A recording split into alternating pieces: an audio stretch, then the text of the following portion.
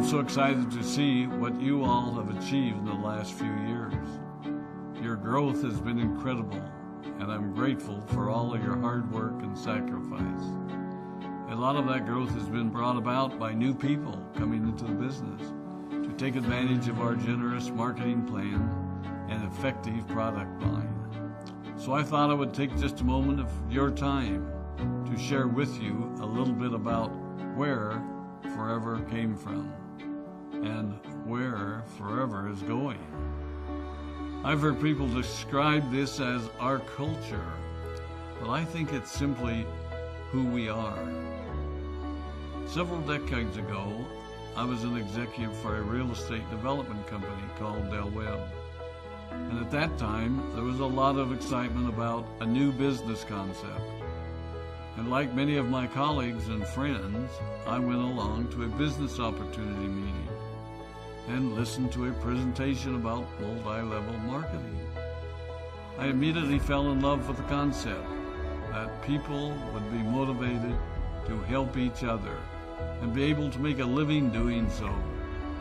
It's a beautiful thing when you think about it.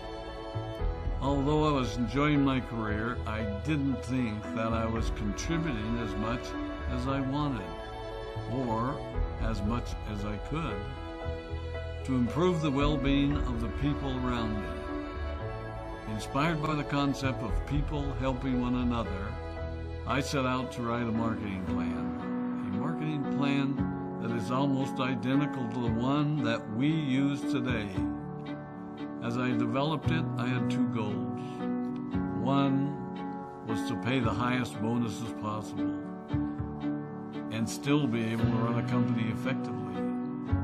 Two, to build a plan that would motivate and encourage people to keep working. I wanted a plan to reward those that remain active and engaged. I love the concept of a royalty income. However, I believe that it's good for our souls to work hard. People who work hard are happier. Of course, if you work hard, you should play hard.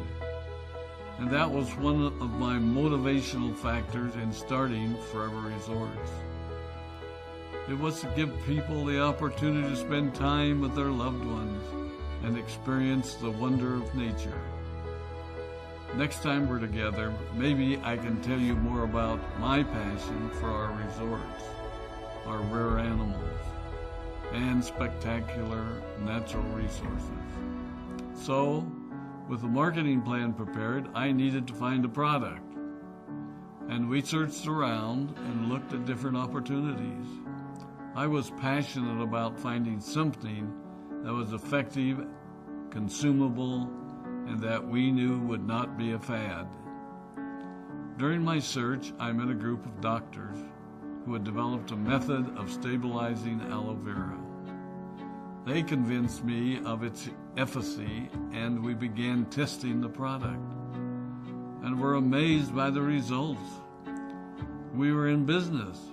We had a fair and balanced marketing plan, a consumable, effective product, and the third ingredient, an absolute conviction that we could make a difference in the lives of the people around us. And while it might have been a bit presumptuous, we honestly believed that we could make a difference in the world. We put in generous return policies, customer service incentives, and began to build this business based on the principle of being nice to one another and helping others. The success was incredible, and we grew rapidly until Christmas of 1982. I was sitting at home with the family, and the phone rang. They informed me that there had been a freeze at our aloe plantations in Texas, and that all of our aloe was destroyed. I immediately went to the airport and flew to South Texas to see what we could do. I hoped and prayed that when I arrived, what I saw would be better than the news I'd received. But that wasn't to be the case. We had no aloe, and the business immediately began to suffer. There were some FBOs that left, but more importantly, there were those that stayed. It was a tough time for us. We put everything on the line to stay in business, and there were many sleepless nights. But we were convinced that what we were doing was right. We decided that this would never happen to us again. We flew out to the Dominican Republic and purchased as much land as we could, and began planting aloe in one of the safest weather zones in the world. In addition to the acres of plantations in the Dominican Republic, we now have plantations in Mexico and South Texas. It was a tough lesson to learn. But during the tough times, we became stronger and we grew the most. We grow roots that strengthen us and help us to overcome the challenges and obstacles that life throws at us. I have learned that solid principles and core beliefs do not have a sell-by date. It is never old-fashioned or out of style to be nice to each other, to honor your commitments, and to treat people how you would wish to be treated.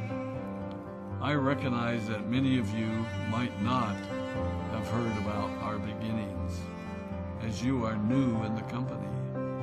I am thrilled that you're part of our forever family, but I ask you to be mindful of the foundation upon which this company has been built. Forever was built on the principles of paying the highest bonuses possible, providing the most effective and highest quality of product, and empowering people to serve one another.